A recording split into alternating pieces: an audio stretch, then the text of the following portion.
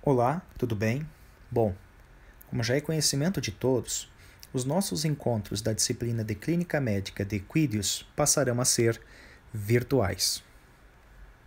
Pelo menos até esse momento, fase de contingenciamento do número de casos do coronavírus. Sendo assim, como é que elas irão funcionar? Bem, semanalmente será disponibilizado para vocês videoaulas da mesma forma como essa que estou realizando, via sistema AVA, a qual também estará lá junto alguns vídeos explicativos, como também alguns confeccionados por mim sobre o assunto correlato. Além dessas videoaulas e dos vídeos, também estará lá disponível uma lista de tarefas, que poderá ser por meio da interpretação de artigos científicos ou através do uso de exercícios para que vocês já vão processando aí as informações.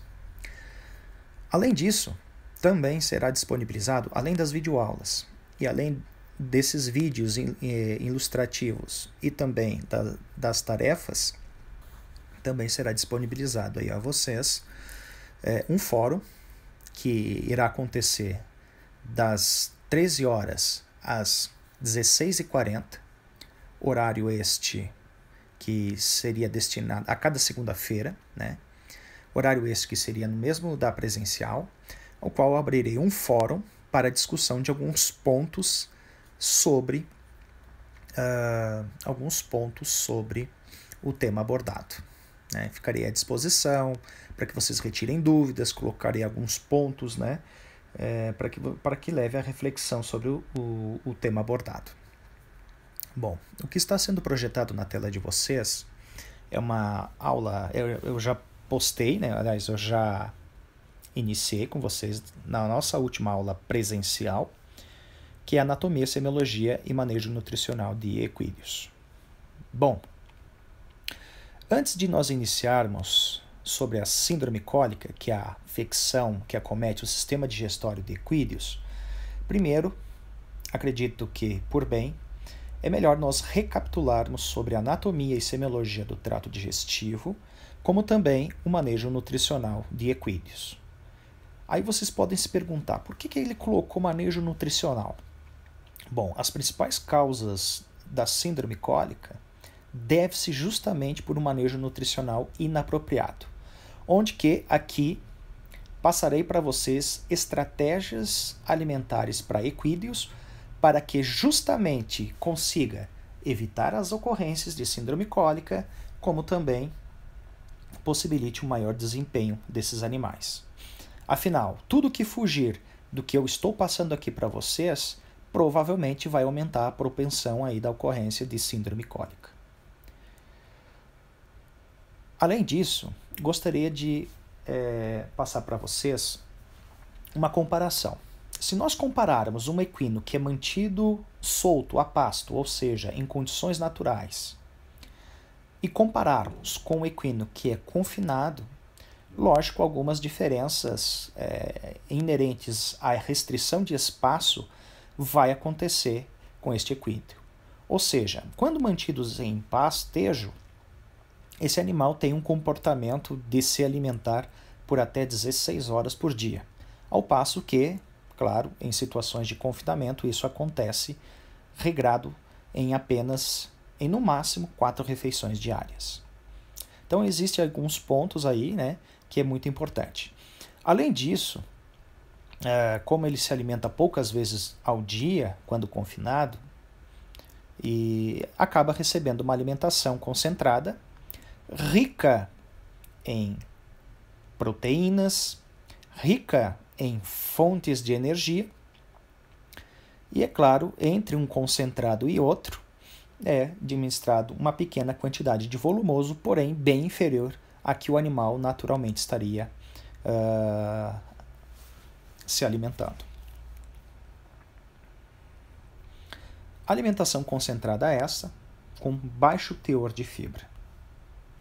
Bom, nesse slide seguinte, eu gostaria de fazer uma recapitulação anatômica da boca do cavalo, mas antes disso, gostaria de frisar com vocês sobre o caráter ingestivo destes animais. Bom, em pastejo, eles apresentam uma alta capacidade de seleção durante a alimentação.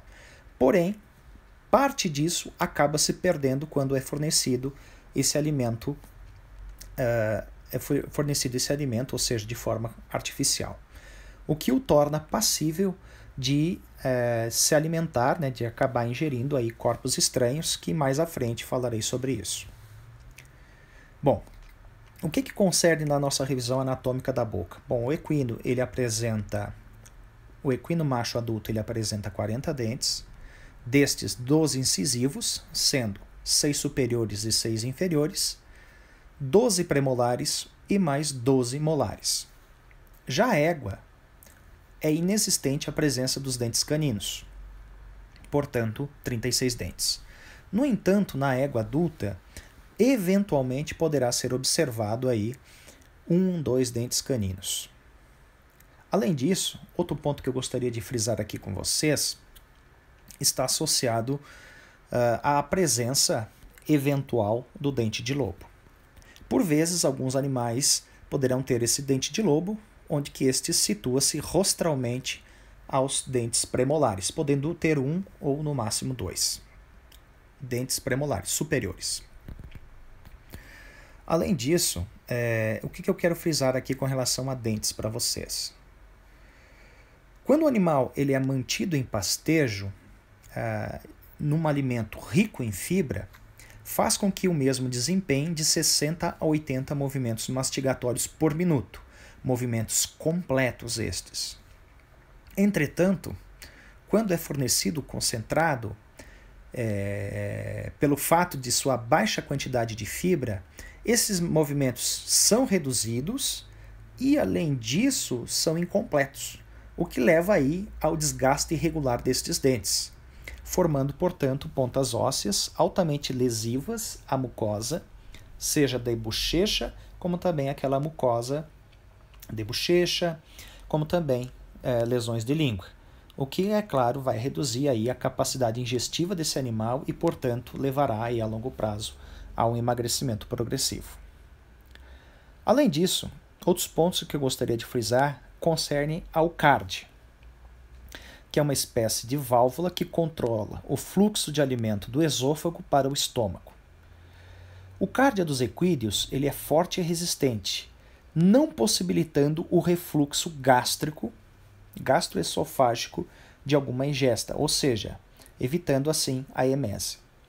Além do mais, estes animais eles apresentam o centro do vômito pouco desenvolvido, o que torna praticamente inoperante o ato de vomitar dos equídeos. Portanto, é mais fácil levar à ruptura gástrica do que propriamente o animal atingir a emese.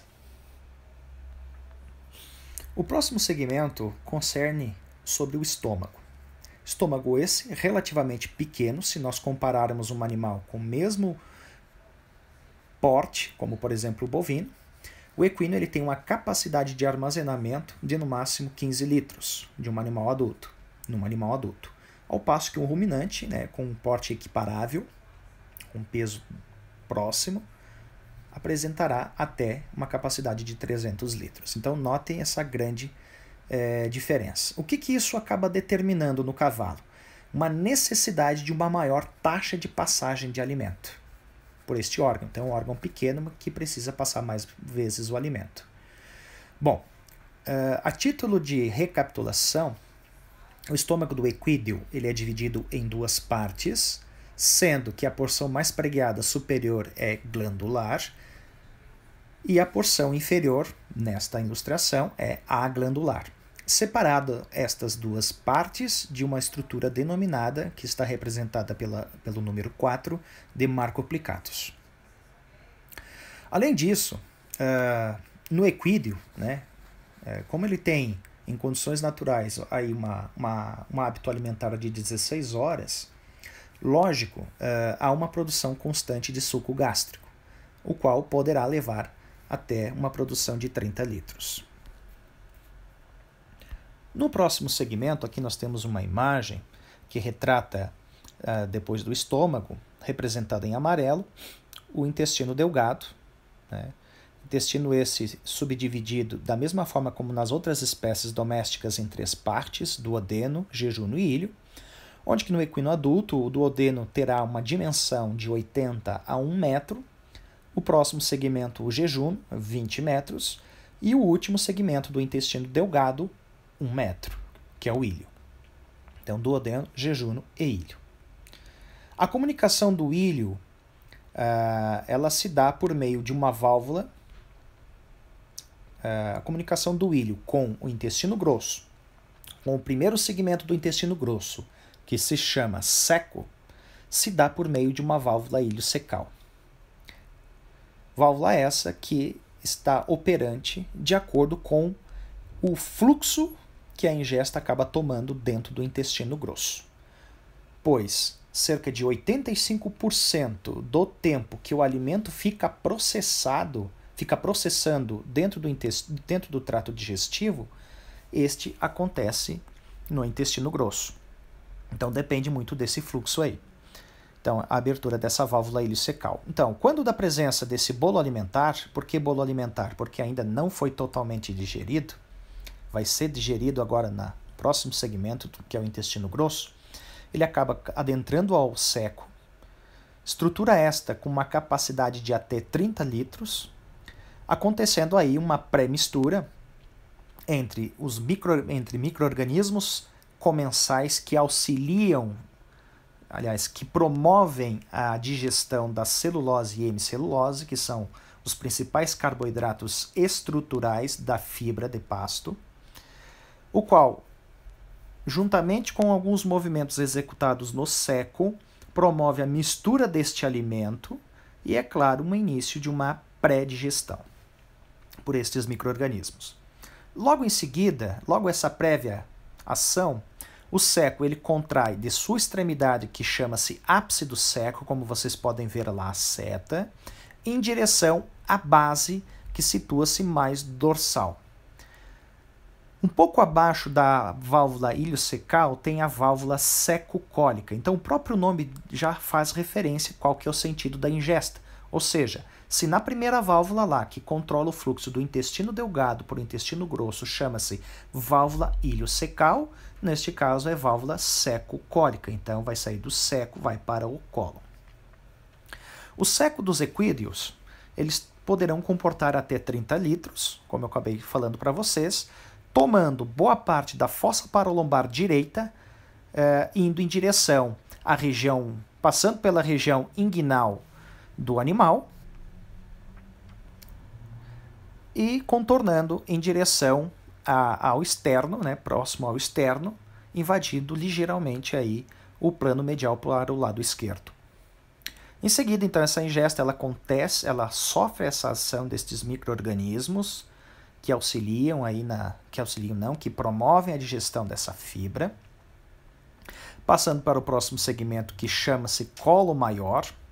O colo maior ele é dividido numa porção ventral e uma outra porção que é chamada dorsal, partindo pelo lado direito, afinal o seco é do lado direito, então essa ingesta vai sair do seco e vai para ele, passando, contornando a região do externo, né, fazendo uma volta, uma espécie de volta. Essa volta ela tem um nome, são flexuras. Neste caso, quando essa flexura ela contacta algum ponto anatômico, que neste caso é o externo, então chama-se flexura external. Então, colo maior, porção ventral direita, ele contorna, ele promove aí a propulsão aboral dessa ingesta, contactando com o externo, flexura external, indo para o lado esquerdo. Logo em seguida, lá próximo da região, a nível da região do flanco, esse colo maior ele se dobra, ele tem uma nova flexura chamada de flexura pélvica, porque contacta a pelve, dobrando-se sobre si, dobrando em si, né, sobre si, passando então esse colo maior uma porção dorsal, fazendo uma nova flexura, que é a flexura diafragmática. Logo em seguida, ele vai colo maior, colo menor, colo transverso e até sair na ampola retal.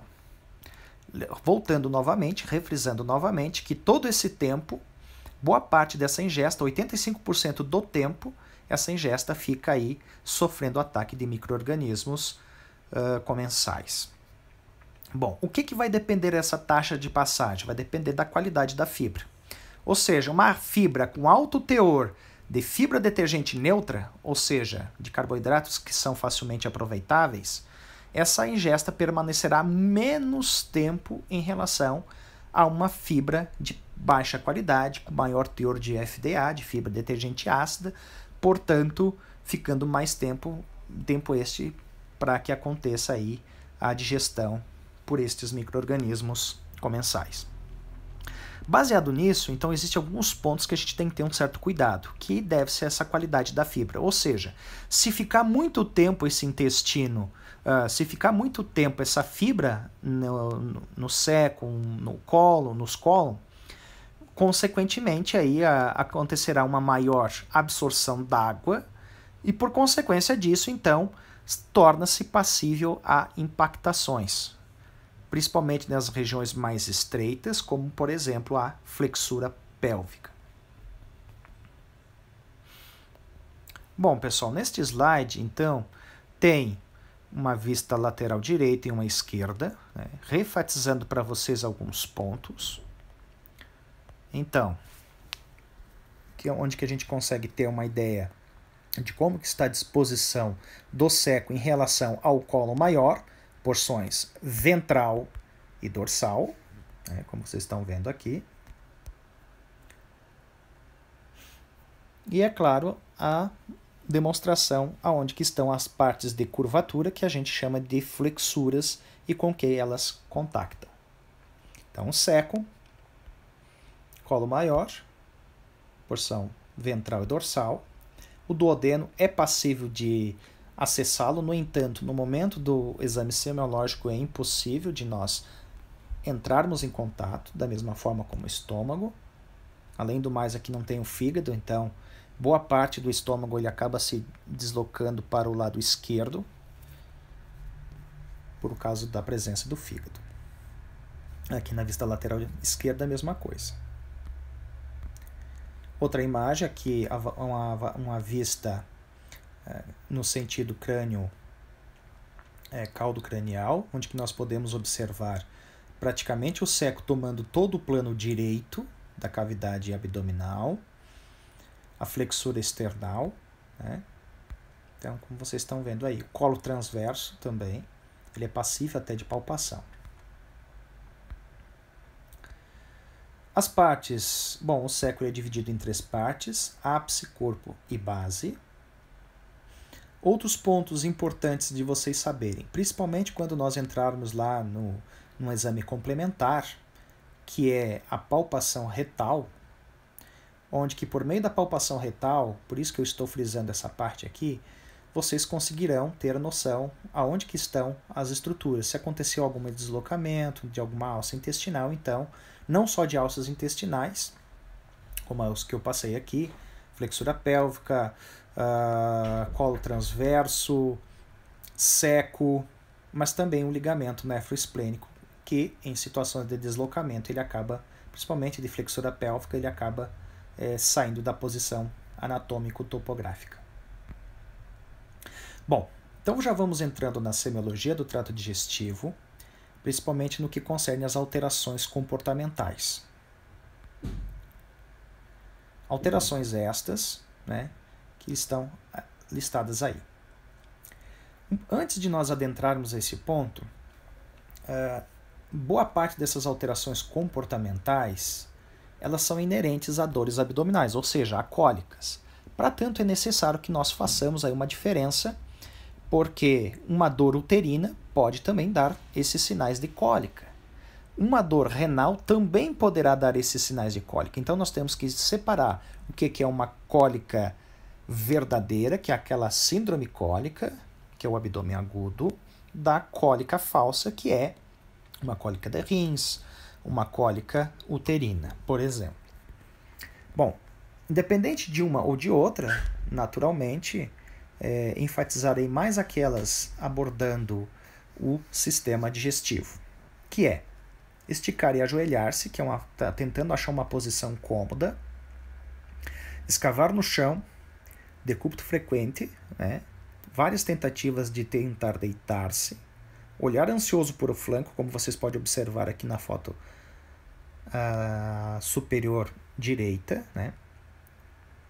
Escoiciar, né? Inaptência, tenesmo, ou seja, em situações de compactação, aquele exemplo que eu falei para vocês, mímica de defecar e não consegue, sudorese pela atividade, pela dor, e nos machos é bem comum esse priaprismo parcial, onde que repetidas vezes ele expõe esse pênis e recolhe, expõe e recolhe. Aqui vou apresentar para vocês um vídeo, tá? Opa!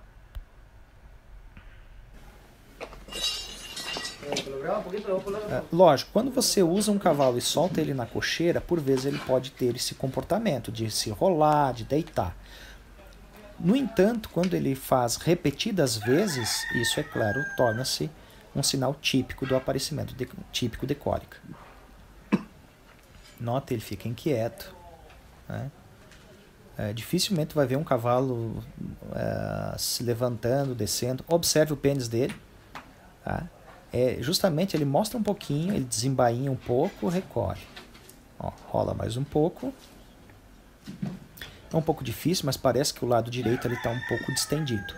Distensão essa que poderá ser por ingesta, né? Então timpanismo secal por sobrecarga, né? Por acúmulo de ingesta ou por acúmulo de gás.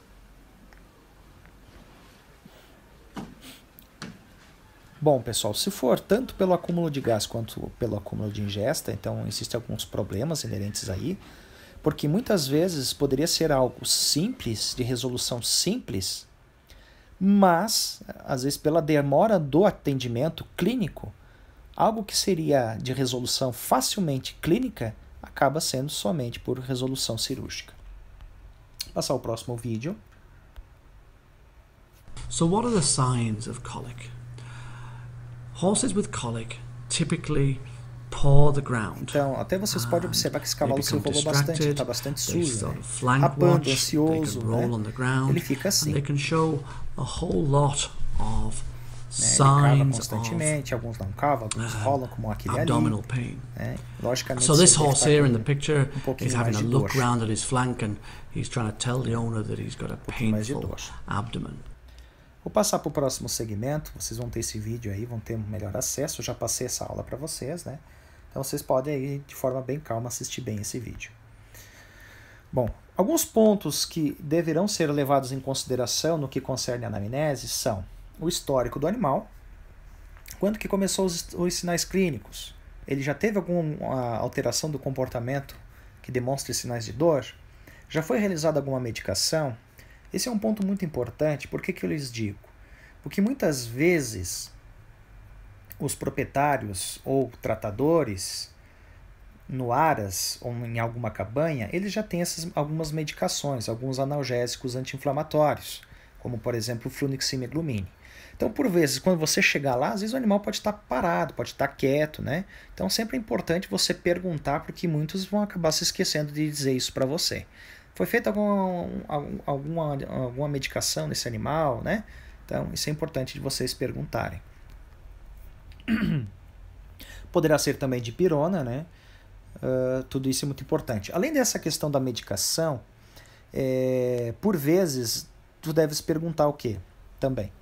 Você deve perguntar se foi feito, quando que foi feito, né? Em que momento foi feito.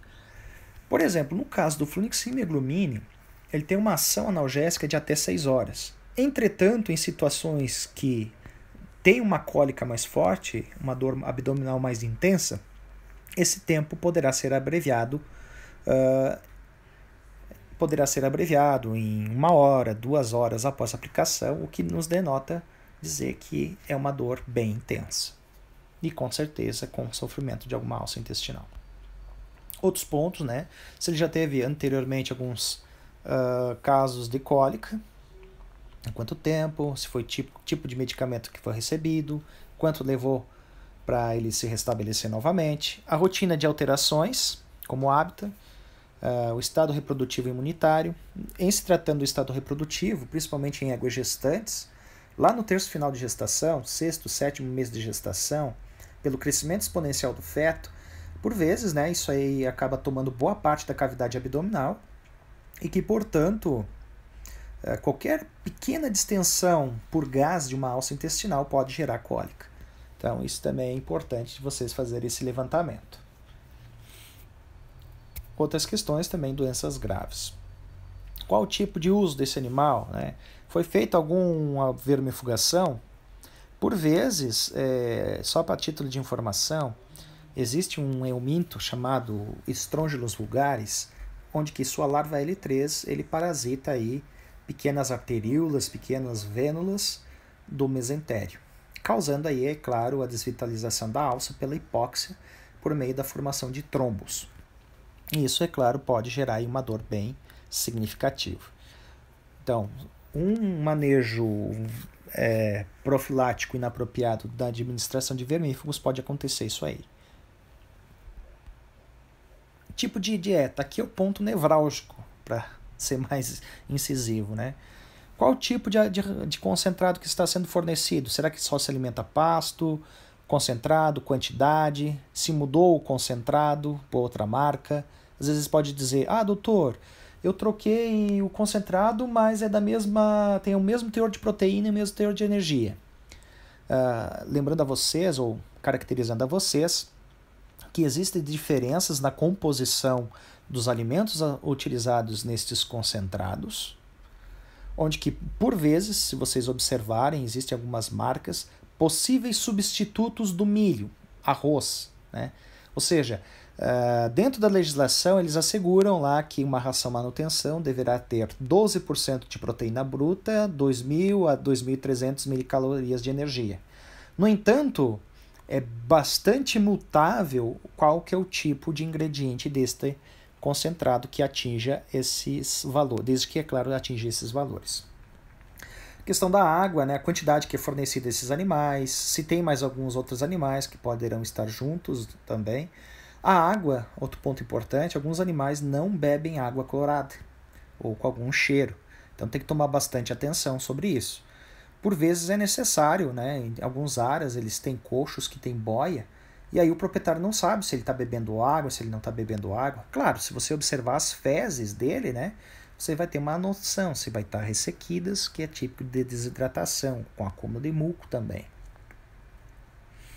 Então, neste caso, é sempre importante você pendurar a boia, fixar essa boia para verificar o quanto de água que ele está bebendo. Bom, pessoal, essa parte aqui eu vou dividir então em outra videoaula para que não se estenda demais, tá bem?